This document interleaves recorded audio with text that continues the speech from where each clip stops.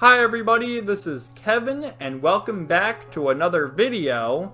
And today I would like to share my initial thoughts on The Legend of Heroes Trails from Zero.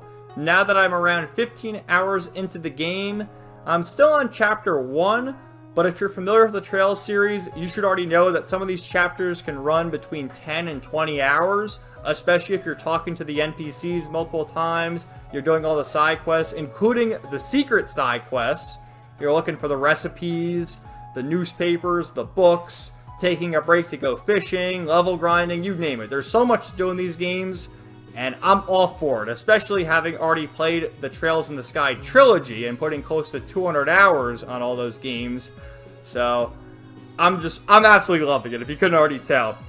But I should start off with this statement, though, because I was a bit skeptical about getting into Trails from Zero, because as I mentioned, I put so much time into the Sky trilogy, and when it came to the end of Sky the Third, saying goodbye to all these characters, especially Estelle Bright, who is my favorite video game character ever, and honestly, she makes a case for just favorite character in general. Like, she's that good. I absolutely love her, and saying goodbye to her at the end of Sky the Third, knowing that once I moved on to Zero, we'd have a new cast of characters, it just left me with a bittersweet feeling. But now that I've spent some time with the characters from Zero, I do like them. I'm not going to say they're better than Estelle quite yet, because there's just not enough time to come to that conclusion. But I figured I'd mention that I'm just like, oh no, I don't want to move on from Estelle, but I have to, and I did, and it's all good, because Estelle may appear in this game, so anyway. So yeah, Trails from Zero. One thing that's so good about the Trails series in general, and the reason why I recommend playing the Trails in the Sky games first, is how everything is interconnected, and playing the Sky games, they've name-dropped Crossbell a number of times, and now we're finally in the city-state of Crossbell, and it's like, whoa! And they've also name-dropped Erebonia and Calvert a number of times, and I do know that once I get to Cold Steel, we'll be in Erebonia, and then whenever Kordo no Kiseki gets localized, we'll be in Calvert. So we're going to go to all these places, and it's just cool to see everything sprinkled throughout, and how it's all sort of making sense now. And even the opening segment in this game, Trails from Zero, there's a little, I guess it's not a flashback, a premonition of what's to come, because to me, it seems like it's either at the midway point or even the end of the game, where our four characters are in this dungeon, and they name drop Gehenna. And it's like, oh shit, I played Trails in the Sky the Third, I know all about Gehenna. So, I'm curious to know, like, someone who maybe started with Trails from Zero, if they played that and they're like, what is Gehenna? Whereas someone who played the Sky games already knows what Gehenna is, so I thought that was cool, and how, I don't think it was a premonition from Lloyd, I think it was just a way for us, the players, to see it, and like, oh, were you playing the other games? Because Lloyd wakes up from a dream on the train on his way to Crossbell, and, I don't know, he doesn't make note of the dream, so I think it was just from our player's perspective to see what's to come. But yeah, what I really like about Trails from Zero so far is the cast. So we have four main characters: Lloyd Bannings, Ellie McDowell, Tio Plateau, and Randy Orlando. And in Trails in the Sky, you started with Estelle and Joshua Bright, and slowly but surely had new characters join you along the way. Like, you had Shara, then you had Olivier, then you had Agate, and so on and so forth. All these guys joined you throughout your journey. Whereas in this game, you start with the four main party members right away, and I think that really helps. It fleshes them out, you know, as soon as you start the game, and they all have their unique personalities. Like, you might say Lloyd is the cliche main protagonist. He wants to be like his brother, a great police officer, whatever.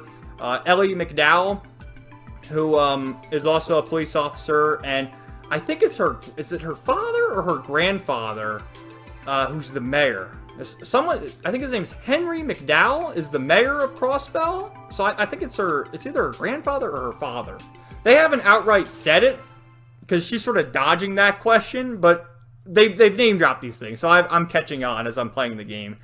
You have Tio Plateau, who is this little girl who is part of the Epstein Foundation, who works on all the orbital weapons and whatnot. And it's like, oh, I play the Sky games. I know about the Epstein Foundation, Professor Russell and Tita Russell. I know. So you got her. And then, of course, my favorite of the main cast, Randy Orlando, who is a former member of the Guardian Force, which is like the military of Crossbell. And he's like the oldest member of the group. The cast, they're all pretty close in age. I think they said Lloyd and Ellie are both 18. Tio is 14, if you can believe that, but she has very high intellect, and she's one of my favorites too. My two favorites so far, actually, Randy and Tio. Tio also wears this cute little headband with cat ears, and you may think it's just there for that reason, to look cute, but it also serves a purpose in that she can use her orbital technology to heighten her senses, because in Chapter 1, we're looking for these wolves, and you sort of hear them howling in the distance, and she's like, oh, just one moment, let me heighten my senses, and she tells the other characters which direction it is. So I like how they put it there on Tio to make her look cute, and it also serves a purpose. I think that's a nice touch. And then Randy is 21, and he's great. He's just like this womanizer, trying to hit on all the chicks, and has a heart of gold. I really like Randy. And our characters are part of the special support section, which are totally not affiliated with the Bracers whatsoever. And they're part of the Crossbell Police Department, where, you know, Crossbell is this advanced city where they've, you know, used this orbital technology to make all these cars, these buses, trains, all sorts of things. Whereas if you play the Sky games, things are more primitive. The most advanced technology they have, I would say, are the airships.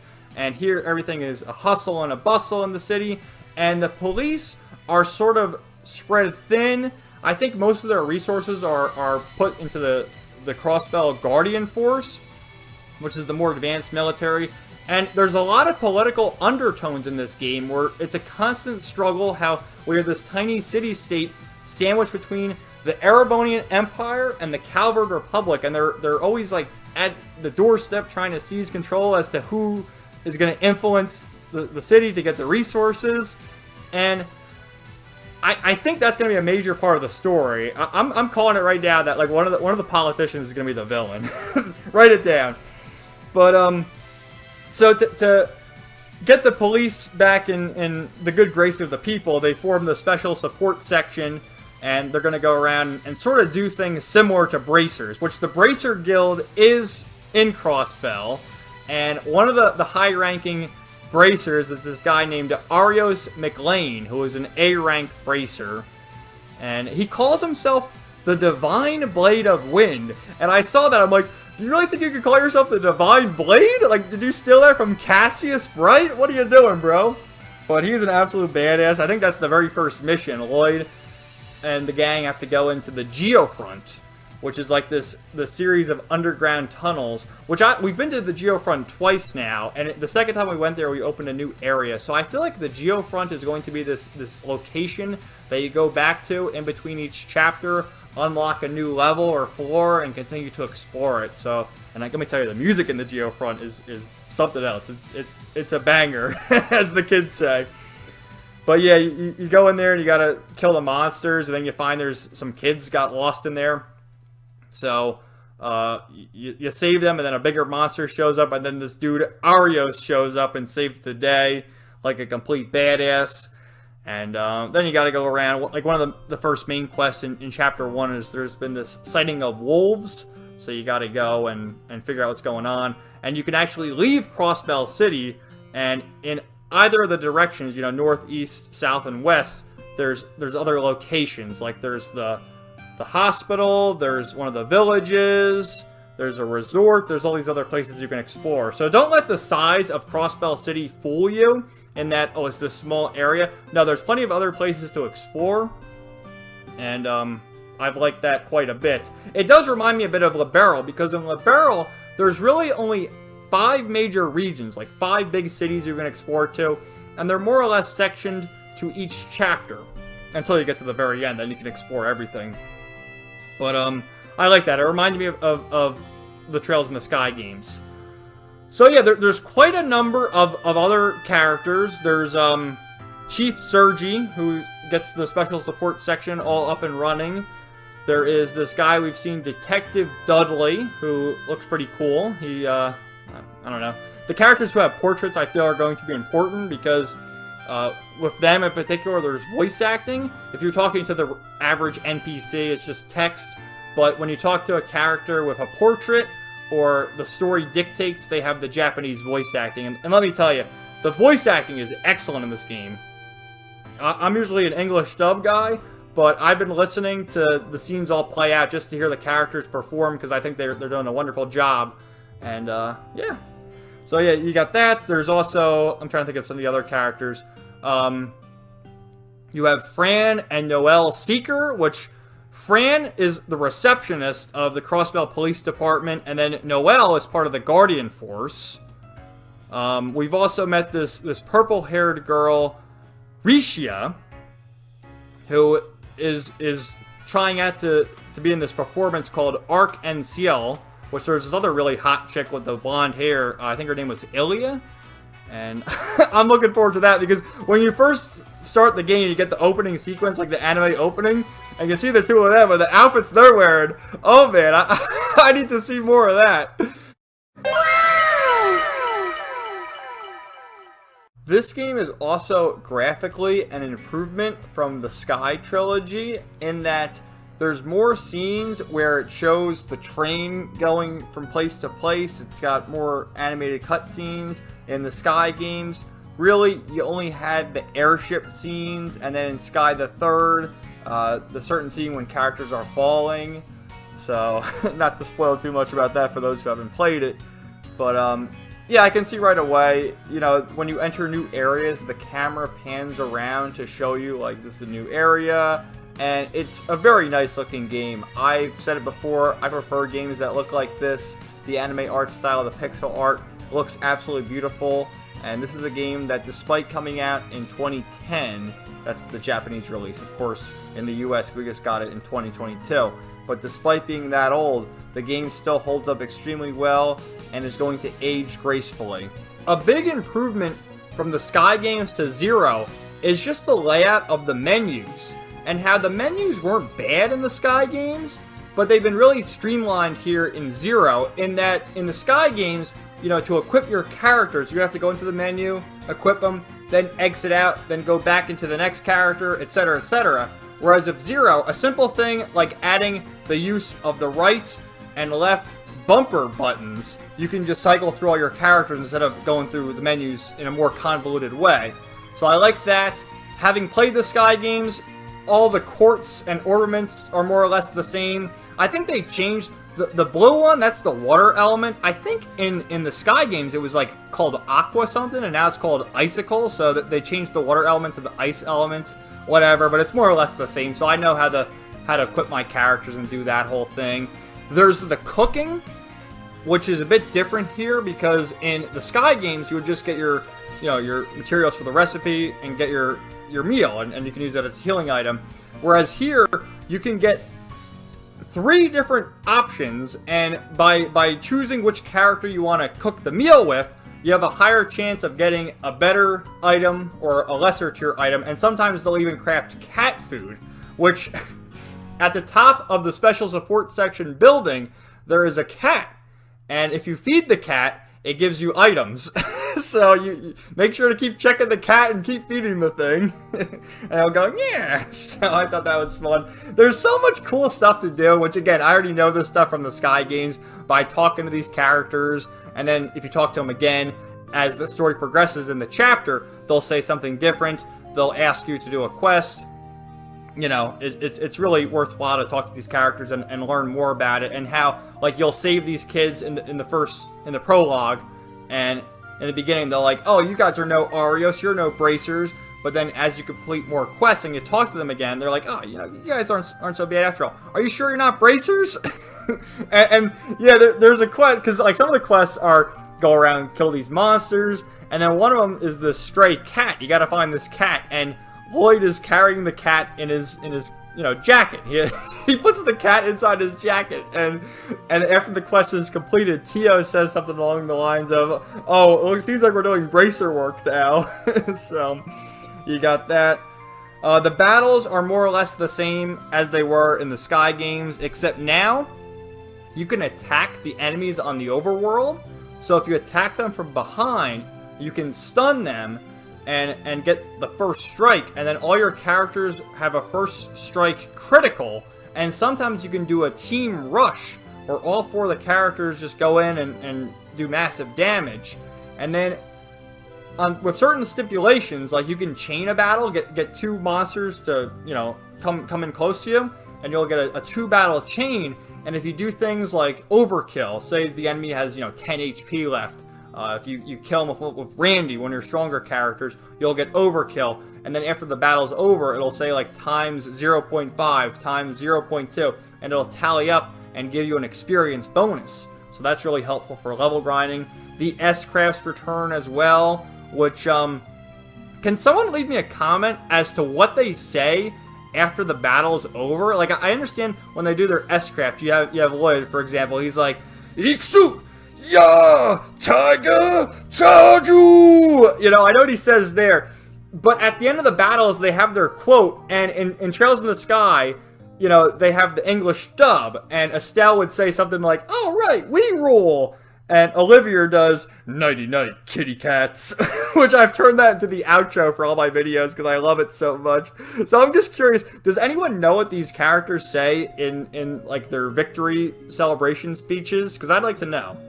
I wish there was subtitles for what they say, because I don't know. and I just love, like, the weapons these characters have, too. So Lloyd has the tonfas, and it's kind of similar to Estelle in a certain sense, where she took after her father, Cassius Bright, where he was once known as the Divine Blade, but he had that whole speech with Annalise, how, you know, you don't have to kill people to defeat them. That's why he changed using the staff for defense. And that's what Estelle uses the staff for defense, not to kill. And Lloyd has a similar philosophy, in that he uses the tonfas for more of a defensive stance. Ellie uses an orbital gun, so similar to Olivier and Josette. I should just call him Olivert now, because we all know his name's Oliver, right? So Olivert. Tio uses an orbital staff, and no disrespect to Tita, but can I just say that Tio is basically the better version of Tita? Because she's this cute little girl. She'll do her S-Craft, it's called Ether Buster, and the orbital staff fires like this giant beam. There's another craft where she uses a laser sword. I mean, oh my god, she's great, man. And she can also analyze the enemies, which I think there was that kind of ability in the Trails in the Sky, where you can learn their weaknesses and stuff like that. And that's one of the trophies, too, to scan all the enemies. So I'm trying to go for all the trophies, but I think it requires multiple playthroughs. Oh, and then Randy uses, like, a halberd. So, yeah, if I had to gauge, I would say Lloyd is probably, like, the middle of the road as far as offense and defense. Ellie appears to be your healer, because her S-Craft is healing. Tio is like a magic attacker, and then Randy's your physical attacker. And then as far as the elements go, similar to Estelle with the orbaments, Lloyd doesn't have any set quartz that he needs to equip. Ellie's is wind elemental, Tio's is water, and then Randy's is fire elemental. So I thought that was cool. And despite having the 4 characters, and the fact that I mentioned before how we get the 4 characters right away, we're going to get more characters. I mean, I know that. And in the menu, in the formations, you can set up, like, support characters. So I wonder how that's going to work once I get more characters. If I can switch them out in battles, like, as the battle is happening, kind of like Final Fantasy X. Or if you can maybe assign their S-Crafts to use them in battle, or what. I'm curious to see. So on to some other characters. We also have these 2 rival gangs in the downtown district, the Testaments and the Saber Vipers. And one of our first tasks is to go down there and stop them from fighting. And we meet more important characters, because I can tell because they have portraits. Wazi Hemisphere and Walled Whales. And the 2 of them are going at it.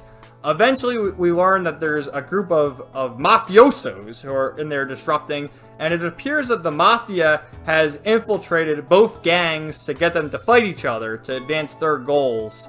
And how I mentioned before, how there's sort of this underlying theme of the political struggle in these games, I'm going to go out on a limb and say the mafia is influencing one of the politicians in Crossbell, and that politician is going to be the main villain. That's my bold prediction. So, if someone can give me a nudge as to if I'm in the right direction there in the comments, that'd be appreciated.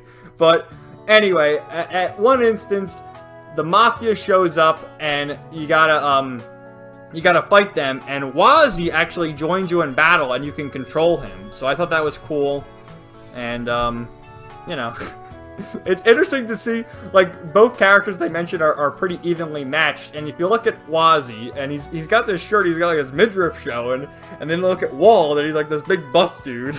It's just funny.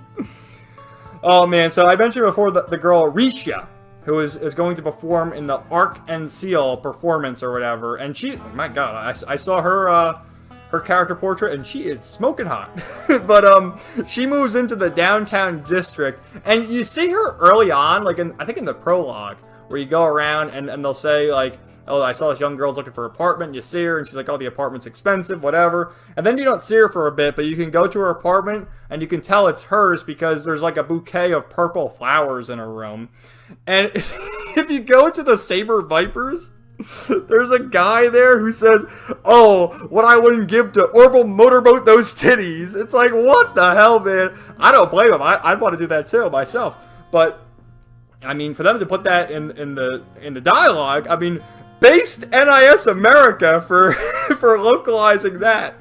I thought that was a nice addition for sure. Another group of characters I would like to mention are Harold, Sophia, and Colin Hayworth.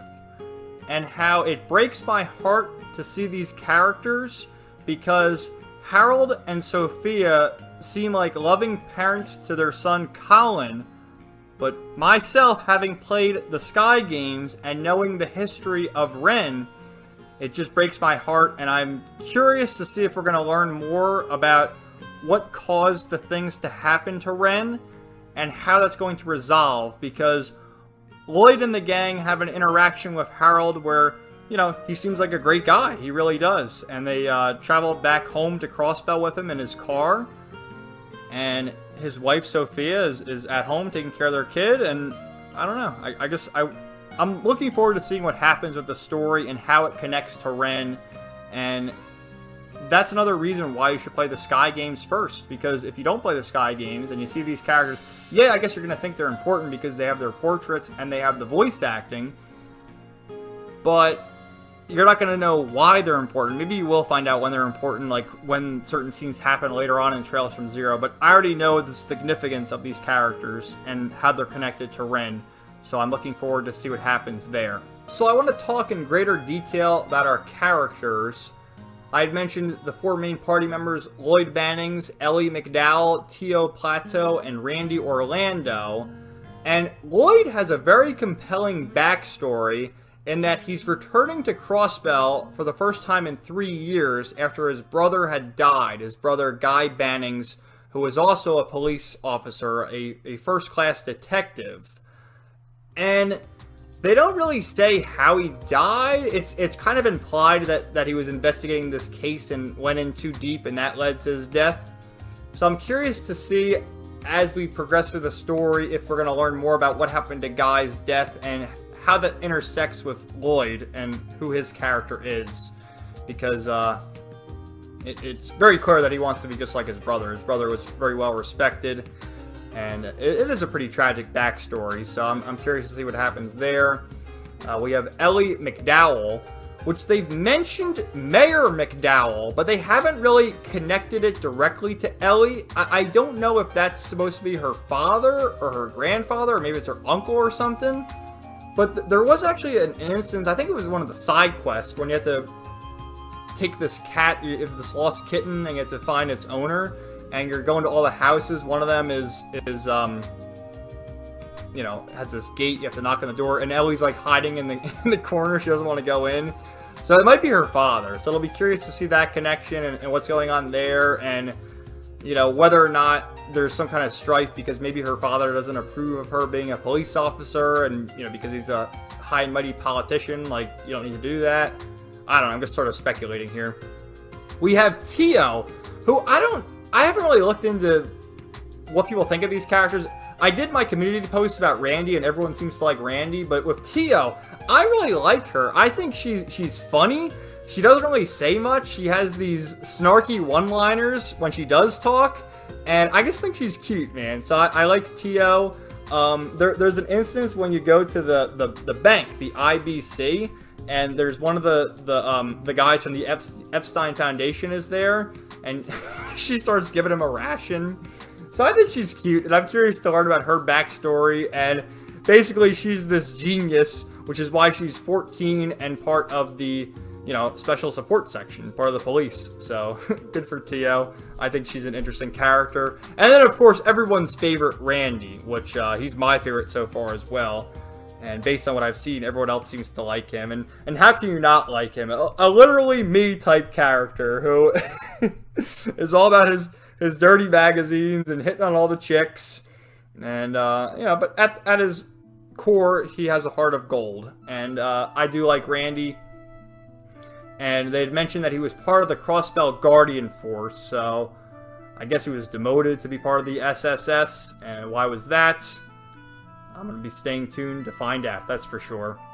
There also seems to be some kind of relationship system in this game based on some of the trophies, which say forged a strong bond with either Ellie, Tio, and Randy. And then if you go into the menu and under record, there's some hearts in the corner, and I think based on how you answer questions with these characters, you get more hearts. So I guess maybe if you max it out, you get bonus cutscenes, or the characters are more favorable to you, or maybe you can do like team attacks or something later on, because we did see that team attack with Estelle and Joshua. So it's just another thing to note. I thought it was cool. So yeah, and then of course with the other NPC characters, I love this one character who's always fishing. He's like, I think his name's Old Man Quinn. That's literally his name. And you talk to him, he's like, these damn politicians, they're all crooks. And the police, they're crooks too. Except there was that one detective who wasn't so bad, which I think he's referring to Guy Bannings. But he's correct in real life too, how all the politicians are crooks, right? So I thought that was funny. The dialogue with all these characters is just very good, very well written. Another important side character is Nurse Cecile, who was the fiance of Guy Bannings. I don't know if I should call her Guy Bannings' widow, because they were never married, but she was his fiance, and it appears in the 3 years since his death, she hasn't pursued anyone else, and still thinks of Lloyd as her little brother. In a really cute scene, a really heartfelt reunion when the two of them meet, and it's kind of upsetting how after that happened, Lloyd left for 3 years and never really talked to anybody. But I guess I can understand. And let me just say, she has got to be the most attractive of all the characters here. She is smoking hot, and again, Randy is literally me when he's like, "Oh, nurse, I have a fever," and he's perplexed as to how. Lloyd refers to her as a sister in a certain sense. He's like, what do you mean you have a big sis like that? Whoa, I'm going to trade places with you. I'd love to have a big sis like that. It's like, oh man, Randy. So yeah, I sort of touched on that before, but there are quite a number of attractive females in this game. We're talking Cecile, Risha, the other chick with the blonde hair. What the hell is her name? Ilya, I think? We only saw her for one scene. Noelle. Oh. Noelle, even Ellie, even Tio. Very, very attractive characters here, so that's good to know. And there were attractive characters in Trails in the Sky, of course. Shara, Annalise, Chloe, even Estelle. Estelle's attractive. Estelle's my favorite. And then, of course, I've been talking to Estelle quite a bit, and yes, at the very end of the prologue, there's a scene where you see Estelle and Joshua make their way to the Bracer Guild talking to Arios McLean, and it was so nice seeing them again. There's another sequence in Chapter 1 where you have to fight these two monsters attacking a bus, and after the battle, our characters are all tired. They're like, oh, that was a tough battle. And then Estelle and Joshua come racing in, and they defeat 3 of those monsters with ease using their S-crafts. And just hearing Estelle's Japanese voice actor, so cute, man. And there was a rendition of one of the Trails in the Sky songs playing in the background. In this game, it's called The Winds of Liberl. And it just made me feel very nostalgic for those games. Which, yeah, the music is quite good in this game. The music in all the Trails games is very good. But even here, like, you got the theme, the Geofront, the regular battle theme, which I think is called Get Over the Barrier. And if you listen to that, it sounds like a boss theme, which makes me wonder, once we get to some of the later bosses, the special bosses, the final boss even, I'm sure we're going to get some absolute bangers of tracks there. So the music is all good. I like the theme that plays throughout Crossbell. And, you know, Crossbell kind of reminds me of Liberl in a certain sense, in the way that it's structured, in that it doesn't appear like a very large area, but there are a lot of places to explore, a lot of different, you know, parts, the west side, the east side, the downtown, the back alley, all these different areas to explore. And then once you get to Chapter 1, you know, St. Ursula Medical Facility, the villages, etc., etc. So it's kind of like Liberl in that there's the 5 main locations, the 5 big cities. So I like that. And a good feature they added in this game is fast travel, which I like that. So you can fast travel over the place. So overall, I am really enjoying Trails from Zero. Like I mentioned before, I was a bit skeptical about it at first, just because I spent all that time with Estelle in the Trails in the Sky trilogy, and I didn't want to say goodbye to her.